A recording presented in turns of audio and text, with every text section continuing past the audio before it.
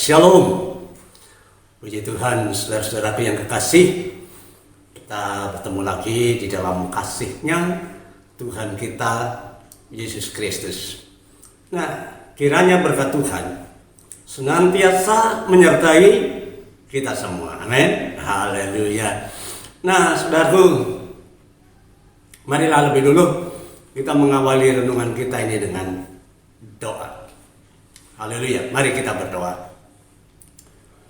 Bapa di surga, terima kasih buat kasih dan kemurahan-Mu. Engkau masih memberikan perpanjangan umur bagi kami, untuk kami dapat berada di dalam suasana yang seperti sekarang ini. Terima kasih Tuhan, sebentar kami akan mendengar renungan firman-Mu.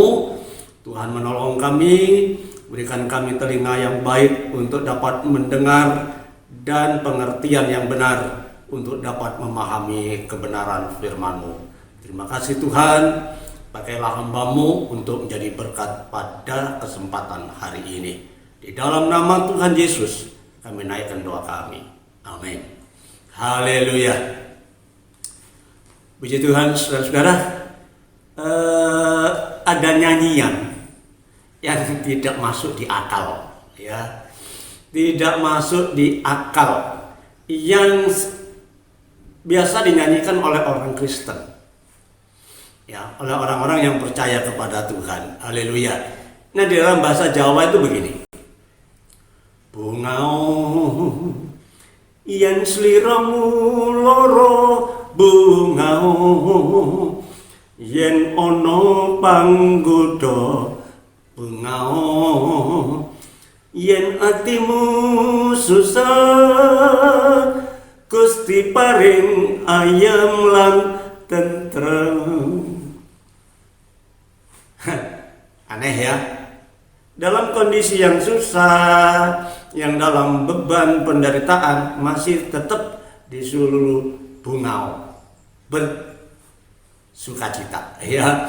Nah, kalau dalam bahasa Indonesia ada nyanyian begini: dalam suka dukaku kan tetap tersenyum, diolok dihina ku kan tetap tersenyum, karena ku tahu Tuhanku Yesus sertaku. Apapun terjadi ku kan tetap tersenyum. Wow, luar biasa. Saudaraku, sesuatu yang tidak masuk akal, tidak bisa diterima dengan akal yang sehat. Kenapa dalam beban, dalam penderitaan masih harus tetap tersenyum? Ya saudaraku, yang penting tidak senyum-senyum sendiri ya. Kemudian di tengah jalan senyum-senyum, ya. Nah, itu perlu dibawa ke rumah sakit, ya. Tetapi artinya saudaraku, bahwa di dalam menghadapi segala sesuatu yang tidak menyenangkan sekalipun, maka setiap orang yang percaya kepada Tuhan, dia masih bisa tetap tersenyum. Luar biasa. Haleluya. Nah, saudaraku, berkenaan dengan itulah maka saya pada kesempatan hari ini saya akan sampaikan firman Allah dengan satu tema: bersukacita di dalam penderitaan. Bersukacita, bergembira walaupun ada di tengah-tengah penderitaan. Haleluya. Nah, saudaraku, kita baca dulu ayatnya di dalam 1 Petrus pasal 1 ayat 6. Dikatakan di sana, bergembiralah akan hal itu. Bersukacitalah akan hal itu, sekalipun, ya saudaraku, walaupun sekarang ini kamu seketika harus berduka cita oleh berbagai-bagai cobaan. Sekali lagi, nah, masuk akal saudaraku ya, di dalam satu persoalan di hadapan yang kontradiksi, berlawanan. Di satu sisi suruh bergembira walaupun sekarang kamu sedang berduka cita. Aneh, nggak masuk akal. Ya, nggak masuk akal. Ya, sungguh tidak masuk akal. tetapi itulah anjuran dari firman Allah bagi setiap orang percaya di dalam keadaan apapun. Saudaraku, orang Kristen harus menunjukkan satu sikap yang bersuka cita. Wow, ternyata tidak gampang loh saudaraku jadi orang Kristen ini, karena apapun yang diperintahkan Tuhan seringkali itu bertentangan dengan hati nurani, dengan akal sehat kita, ya. Nah, tetapi apapun alasannya, maka itulah yang harus kita kerjakan. Ya, di dalam 2 Korintus pasal 6 ayatnya yang ke-10 dikatakan di sana, sebagai orang berduka cita namun senantiasa bersuka cita. Dalam kondisi yang berduka cita tetapi selalu bersuka cita. Sebagai orang miskin namun memperkaya banyak orang. Aneh. Orang miskin, dirinya sendiri miskin, bisa memperkaya banyak orang. Sebagai orang yang tidak bermilik, sekalipun kami memiliki segala sesuatu. Nah, saudara, artinya di sini bahwa di dalam kondisi apapun kita harus menjadi berkat. Karena kita sadari kita sekarang sedang hidup di dalam dunia yang tidak luput dari namanya masalah, dari yang namanya persoalan, dari yang namanya pencobaan. Itu pasti terjadi atas setiap kehidupan manusia sejak manusia itu jatuh ke dalam dosa. Karena awalnya Allah tidak pernah menciptakan yang namanya beban penderitaan, tetapi dosa itulah yang kemudian muncul berbagai-bagai cobaan, muncul berbagai-bagai sakit, penyakit, dan lain sebagainya. Ya. Jadi bukan tanpa alasan kalaupun kita sampai atau semua orang mengalami penderitaan, karena itu merupakan bagian dari akibat dosa. Nah, tetapi permasalahannya, saudaraku, kenapa orang percaya juga harus menderita? Wow, ya, kenapa sampai orang percaya pun harus menderita? Nah, ini bukan secara kebetulan sebenarnya, ya. Haleluya. Nah, karena Tuhan ingin melihat, ya, sejauh mana pengiringan kita, keyakinan kita kepada Tuhan. Haleluya. Haleluya, ya. Nah, saudaraku, tentu ada maksudnya. Tujuan daripada penderitaan itu adalah untuk melihat sejauh mana keyakinan kita, iman kita, kepercayaan kita kepada Tuhan. Dalam 1 Petrus pasal yang pertama ayat yang ke-7 dikatakan di sana, maksud dari semuanya itu ialah untuk membuktikan kemurnian daripada imanmu. Kemurnian imanmu yang jauh lebih tinggi nilainya dibandingkan daripada emas yang fana, yang untuk melihat kemurniannya diuji dengan api. Saudaraku, emas, kalau ingin melihat emas itu tulen atau tidak, diuji dengan api. Demikian pula kekristenan kita. Kalau Tuhan ingin melihat sejauh mana kemurnian keyakinan kita kepada Tuhan, maka satu-satunya jalan, ada masalah yang dibebankan kepada kita. Jadi perhatikan, maksud daripada pencobaan yang kita juga masuk di dalamnya adalah untuk menguji sejauh mana, ya, keyakinan kita untuk bertahan walaupun di dalam penderitaan.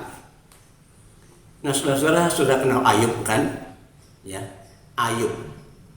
Di dalam kitab Ayub dikatakan dia adalah orang yang saleh, orang yang suka beribadah, orang yang takut akan Tuhan. Waduh, tidak kekurangan. Ya, dalam penilaian itu Alkitab yang mengatakan demikian, bahwa dia adalah orang saleh, orang yang takut kepada Tuhan, dan orang yang suka beribadah. Sehingga kemudian apa yang dikatakan oleh Alkitab, dia adalah orang yang terkaya, diberkati Tuhan dengan kekayaan yang luar biasa, sampai dikatakan dia adalah sebagai orang yang terkaya di negeri timur.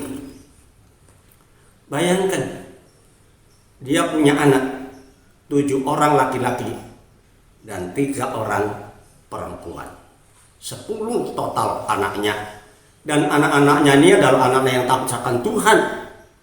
Saudara, karena setiap kali orang tuanya ini selalu mengadakan grafirat untuk anak-anaknya, ada persembahan korban yang dibuat ya dengan satu pemahaman pengertian bahwa jangan-jangan anakku nanti berbuat salah.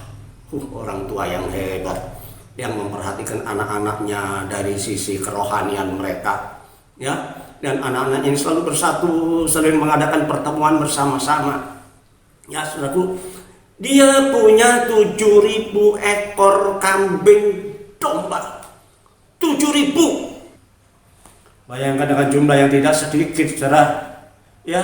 Dan biasanya kalau domba itu kan diguntingi bulunya, dibuat wool. Ya. Nah, dan paling tidak Ayub itu sudah menjadi seorang yang punya pabrik tekstil, pabrik wool. Hebat enggak? 7.000 ekor domba. Belum lagi dagingnya, belum lagi kulitnya, dan lah kalau kakinya, aduh, dibuat lontong kikil, itu kesukaan saya. Ya, luar biasa. Dia punya 3.000 ekor onta.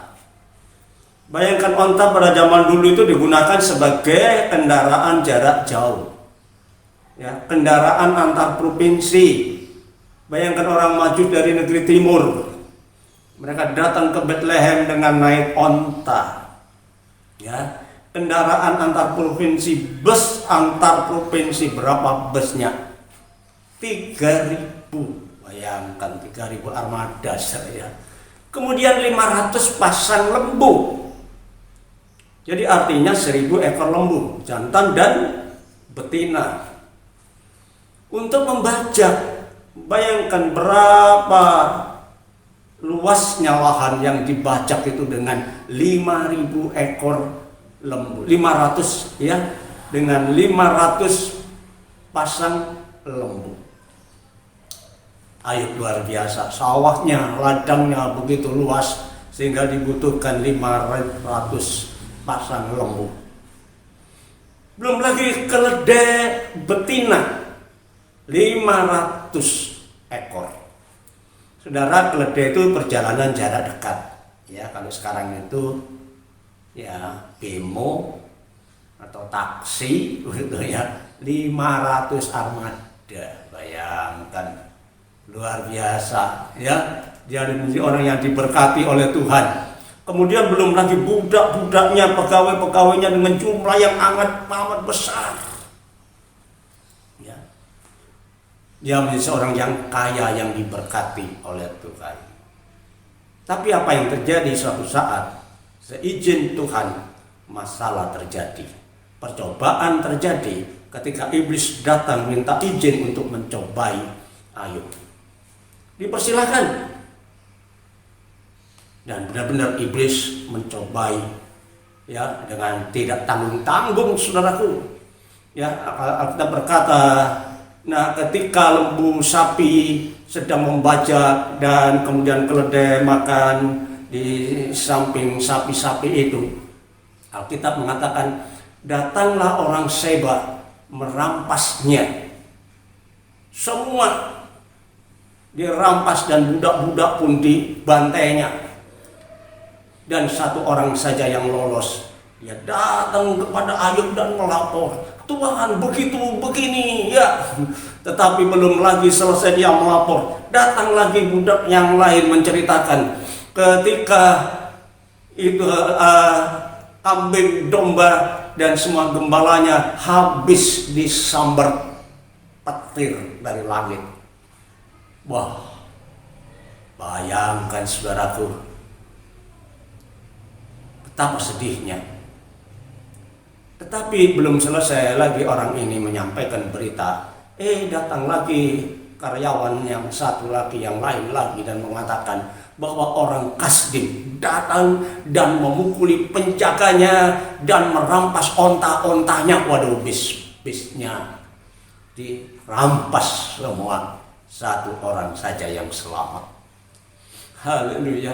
Belum selesai, hamba ini menyampaikan sesuatu masalah kepada tuannya si Ayub ini. Datang lagi hambanya yang lain. Dia berkata, ketika anak-anak Tuhan lagi makan bersama-sama, maka tiba-tiba datang angin dari keempat penjuru, ya, yang menghantam rumah tempat mereka sedang mengadakan pesta, sedang makan, dan kemudian rumah itu roboh, semua anak-anak Tuhan mati. 10 orang anaknya mati. Hanya satu saja yang selamat, saya. Coba bayangkan. Pencobaan yang beruntun, semua kekayaannya habis, anggota keluarganya habis.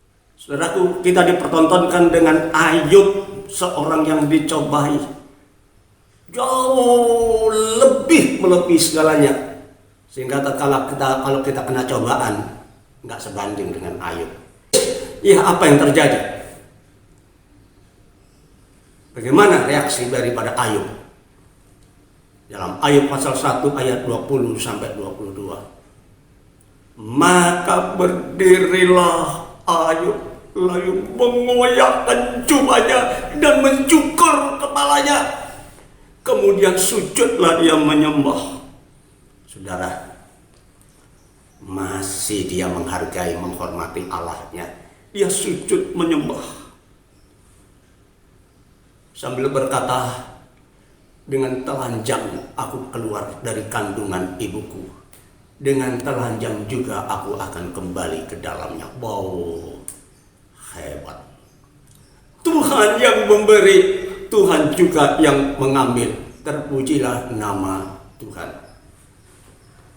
Bisa enggak kita, ketika kita menghadapi persoalan, ketika kita menghadapi masalah, masih sempat sujud menyembah, masih sempat memuji Tuhan, masih tetap bersyukur? Saudara, Ayub hebat, Ayub luar biasa. Tidak ada seorang pun yang bisa melebihi penderitaan yang dialami oleh Ayub. Dan ayat selanjutnya mengatakan, di dalam kesemuanya itu Ayub tidak berbuat dosa dan tidak menuduh Allah berbuat yang kurang patut. Hebat enggak? Dia kemudian tidak ngomel sama, kenapa Tuhan begitu, begini? Tidak. Tapi dia tetap bersyukur, menyembah, menyerahkan diri kepada Tuhan. Sudah, cobaan itu tidak datang dengan sendirinya, tetapi karena ulah si setan. Dia berkata kepada Allah, coba saja. Karena engkau memagarinya, maka dia tetap menyembah engkau. Maka diizinkanlah oleh Tuhan setan untuk mencobai, ya. Tapi ketika dia gagal, balik lagi, kulit ganti kulit, ya. Kalau dia tidak disentuh dirinya, maka dia tidak akan menghujat engkau. Ya cobalah, yang penting jangan nyawanya kau ambil. Saudara bayangkan, ini jadi pencobaan itu memang seizin Tuhan. Dan yang biasa mencobai itu si setan, si iblis, si jahat. Nah, apa yang terjadi? Kemudian Ayub dijamah tubuhnya oleh si setan, si iblis, si jahat. Maka dia kena yang namanya penyakit kulit. Kudik seluruh tubuhnya, dari ujung rambut sampai telapak kakinya. Gudiknya begitu luar biasa, dan dia gatalnya sangat sampai dia ambil beling dan garuk-garuk itu tubuhnya. Dia menderita sekarang. Bukan saja hartanya habis, bukan saja anak-anaknya habis, tetapi sekarang dirinya sendiri yang dijamah. Aduh, bayangkan melihat kondisi yang semacam itu, istrinya yang tidak pernah komentar ketika Ayub di dalam kondisi yang makmur. Dia tidak pernah komentar apa-apa. Dia nikmati saja kemakmuran, kekayaan yang dimiliki oleh Ayub. Tetapi ketika Ayub dalam beban, dalam penderitaan, dia nyelonong datang kepada Ayub. Maka dalam ayat 9 dari pasal 2, Ayub pasal 2 ayat 9 sampai yang ke-10. Maka berkatalah istrinya kepadanya, "Yuk, masih bertekunkah engkau di dalam kesalehanmu?" Masih tekun, masih tetap engkau menjadi orang saleh. Kutukilah Allahmu dan matilah. Tetapi apa jawab Ayub? Engkau berbicara seperti perempuan gila. Apakah kita tidak mau menerima yang baik dari Allah tetapi tidak mau menerima juga yang buruk? Ya. Kita sudah terima yang baik dari Allah. Masakan yang buruk tidak kita terima? Dalam kesemuanya itu, Ayub tidak berbuat dosa dengan bibirnya. Saudara, dalam penderitaan dia tetap memuliakan Allah. Dan apa yang terjadi kemudian pada akhirnya Ayub dipulihkan. Ya. Di dalam 2 Korintus pasal 4 ayat 8, di dalam segala hal kami ditindas, namun kami tidak terjepit. Kami habis akal, namun kami tidak pernah putus asa. Saudara, orang percaya itu hebat sebenarnya, ya. Kalau kita melangkah cocok persis sesuai dengan firman Allah, apapun terjadi, ya, menindas kita, tapi kita tidak merasa terjepit. Kehabisan akal, bagaimana caranya begitu, caranya begini, tapi tidak pernah putus asa, tetap berharap kepada Tuhan. Ya, itulah orang percaya, saudara. Ya, sebab itu saudara berbahagialah saudara kalau saudara bisa bertahan sampai hari ini di tengah-tengah beban, tengah-tengah penderitaan, ya, yang terjadi melanda seluruh bumi ini. Ya, saudaraku, berbahagialah. Saudara tidak sendiri, Tuhan beserta kita. Nah, bagaimana sekarang kalau memang penderitaan itu datang kepada kita, respon kita terhadap penderitaan? Bagaimana kita meresponinya ketika beban itu datang, masalah itu datang, penderitaan itu datang? Ya, saudaraku, apa? Alkitab mengatakan, hadapi dengan sukacita. Hah? Benar? Iya. Hadapi dengan sukacita. Tadi ayat dalam surat Al-Qudus mengatakan, bergembiralah akan hal itu. Sekalipun sekarang ini kamu seketika saja, seketika, nggak lama, harus berduka cita oleh berbagai-bagai cobaan. Haleluya. Saudara, tidak lama. Ya. Saudara bayangkan dalam penderitaan orang Kristen itu masih dapat memuliakan Tuhan. Sekali lagi tidak cocok dengan akal. Ya. Tidak cocok kalau dipikir matematikanya dari mana ini. Beban penderitaan datang masih tetap bersuka cita. Saudara kenal Paulus. Ketika Paulus dan Silas memberitakan Injil, ditangkaplah dia, ya, ditangkap, dimasukkan di dalam penjara, di dalam tempat yang paling dalam, kemudian jeruji pagar daripada penjara itu dari besi ditetapkan, ditutup rapat, kakinya dibelenggu. Saudara, bayangkan. Dia tidak mencuri, dia tidak melakukan dosa, dia melaksanakan firman Allah, tapi ditangkap. Dia harus menderita, dia harus menjadi narapidana. Dan kita perhatikan dalam Kisah Rasul pasal 16, ya, ayat 25 dan 26, di situ dikatakan, tetapi di dalam penderitaan itu, di dalam belenggu, di penjara itu, kira-kira tengah malam, Paulus dan Silas, haleluya, berdoa dan menyanyikan puji-pujian kepada Allah. Waduh, sekali lagi gak masuk akal. Di tengah-tengah beban penderitaan masih tetap kontak dengan Allahnya. Dan masih memuji-muji Tuhan. Dan orang-orang hukuman yang lain pun mendengarkan dia. Ketika dia menghadapi beban, menghadapi penderitaan, hubungan dengan Allah tidak pernah putus. Dia tetap berdoa, menyembah, bahkan memuji Tuhan. Haleluya. Haleluya. Nah, apa yang terjadi, saudaraku?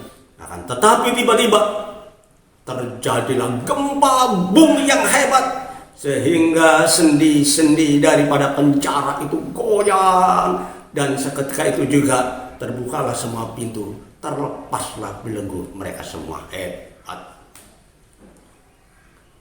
Oh, haleluya. Sekali lagi saudara, Allah tidak pernah meninggalkan kita. Ya, ketika kontak kita, hubungan kita dengan Allah masih dipertahankan di tengah-tengah penderitaan. Bayangkan, tiba-tiba sesuatu yang tidak masuk akal terjadi, gempa bumi, sendi-sendi penjara goyah, pintu-pintu terali-terali besi itu bongkar semua, bahkan belenggu di kakinya lepas. Haleluya, haleluya. Nah, saudaraku, tetap bertahan di dalam Tuhan, ya. Nah, Tuhan Yesus pernah berkata dalam kitab Injil Matius pasal 5 ayat yang ke-12, bersukacitalah dan bergembiralah karena upahmu besar di surga. Sebab demikian juga dulu telah dianiaya nabi-nabi sebelum kamu ada. Tuhan izinkan, Tuhan inginkan saudaraku, kita tetap berbahagia. Nah, tentu hal ini bukan berarti tidak ada dampaknya. Ketika kita merespon apa yang terjadi dalam hidup kita, penderitaan yang terjadi dalam hidup kita, bukan tidak ada dampaknya. Hasil akhir dari penderitaan, saudaraku, ya. Petrus berkata dalam 1 Petrus pasal 1 ayat 6. Bergembiralah akan hal itu, sekalipun sekarang kamu seketika saja, seketika, tidak lama, saudaraku, harus berdukacita dengan berbagai-bagai cobaan. Ya, dalam ayat 7 dikatakan Tuhan akan memberikan kelegaan sehingga kamu memperoleh puji-pujian dan kemuliaan dan kehormatan pada hari Yesus Kristus menyatakan dirinya. Oh saudara, hasil akhir, dan kalau kita merespon penderitaan itu dengan tetap bertahan kepada Tuhan, kita beroleh kemuliaan dan kehormatan pada hari Yesus Kristus menyatakan dirinya. Ya, jadi kalau kita bertekun, kita akan menikmati hasilnya, saudaraku, bukan orang lain. Kita sendiri yang akan menikmati hasilnya. Perhatikan dalam Yakub pasal 5 ayat yang ke-11. Dikatakan di sana, sesungguhnya kami menyebut mereka berbahagia, yaitu mereka yang bertekun. Mereka yang bertekun. Ya. Dan kamu telah mendengar tentang ketekunan Ayub, kan? Dan kamu telah tahu apa yang pada akhirnya disediakan Tuhan baginya, bagi Ayub. Karena Tuhan Maha Penyayang dan penuh dengan belas kasihan. Saudara, kondisi Ayub yang di tengah-tengah penderitaan, dia tetap bertahan, hubungan kontaknya dengan Allah masih dipertahankan, dia tidak berbuat dosa dengan bibirnya. Apa yang terjadi? Alkitab mengatakan pada akhirnya Ayub dikembalikan semua kekayaan, ya, kekayaannya, kesehatannya kembali luar biasa. Haleluya. Ya, jadi kalau kita sungguh-sungguh bertahan di dalam Tuhan di tengah-tengah beban yang terjadi sekarang ini, saudaraku, sekali lagi Tuhan pasti memberkati kita semua. Haleluya. Haleluya, haleluya, amin. Tuhan memberkati. Mari kita berdoa. Terima kasih Tuhan buat segala kemurahan yang terjadi atas kami. Kami sudah mendengar firman-Mu hari ini yang mendorong kami untuk kami tetap bertahan apapun yang terjadi, menyerang kami apapun yang terjadi, masalah-masalah apapun, kami tetap berharap, bersyukur kepada Tuhan. Dan kami tidak akan pernah berusaha untuk menyakitkan hati Tuhan.